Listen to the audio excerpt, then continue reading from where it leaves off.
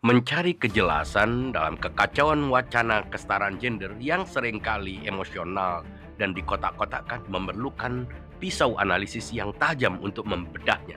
Kita perlu mengusulkan sebuah kerangka 4 dimensi yang saling terkait namun berbeda, ontologis, spiritual, biologis, dan sosiologis. Dengan memisahkan dimensi-dimensi ini, kita dapat menghindari reduksionisme dan menemukan kejelasan. 1. Kesetaraan ontologis. Pada tingkat paling mendasar sebagai manusia, laki-laki dan perempuan setara secara absolut. Ciri-ciri seperti akal budi, martabat, dan hak untuk hidup adalah universal dan melekat pada semua manusia. Ini adalah fondasi yang tak tergoyahkan, seperti ditegaskan dalam deklarasi HAM PBB dan filsafat Immanuel Kant tentang martabat intrinsik setiap individu. Kesetaraan di lapis ini adalah suatu a priori, sesuatu yang sudah tidak lagi memerlukan pengakuan dari luar. Kedua, kesetaraan spiritual. Setara dalam potensi, berbeda dalam aktualisasi. Dalam dimensi spiritual, nilai seseorang di mata Tuhan dalam tradisi agama seperti Islam, Kristen, dan Buddhisme ditentukan oleh ketakwaan dan amal, bukan gender. Semua manusia memiliki potensi spiritual yang sama, tapi aktualisasinya, tingkat ketakwaannya akan berbeda-beda berdasarkan usaha individu. Ketidaksetaraan di sini bersifat vertikal dan personal, bukan horizontal berdasarkan gender. Ketiga, kesetaraan biologis. Alam menunjukkan model kesetaraan melalui simbiosis biologis.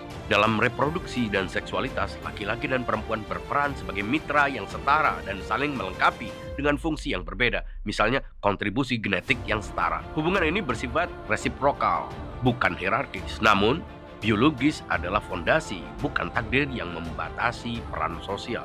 Keempat, kesetaraan sosiologis. Ini adalah ranah paling nyata dan kompleks. Kesetaraan sosial bukanlah keadaan yang statis, tetap, melainkan spektrum yang dinamis, dibentuk oleh budaya, tradisi, dan struktur kekuasaan.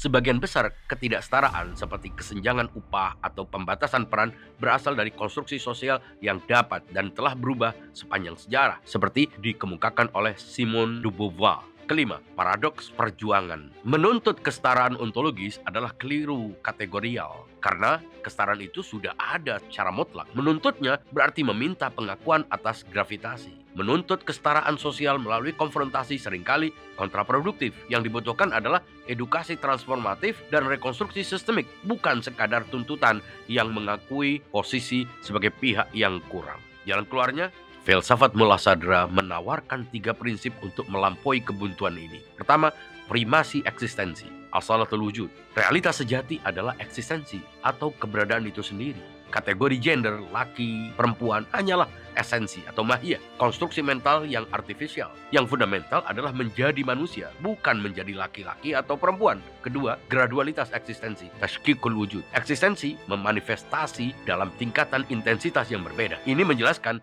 bagaimana kesetaraan ontologis bisa beriringan dengan perbedaan dalam aktualisasi potensi spiritual atau sosial. Ketiga, gerak substansial, al-harakah al-jauhariyah. Realitas adalah proses menjadi yang dinamis. Kondisi ketidaksetaraan sosial bukanlah takdir, melainkan fase dalam proses sejarah yang dapat ditransformasikan. Dengan perspektif Mullasadra, perjuangan kesetaraan bukanlah menyamakan 2 esensi yang berbeda, melainkan menyadari bahwa eksistensi di balik kedua kategori itu adalah satu dan sama.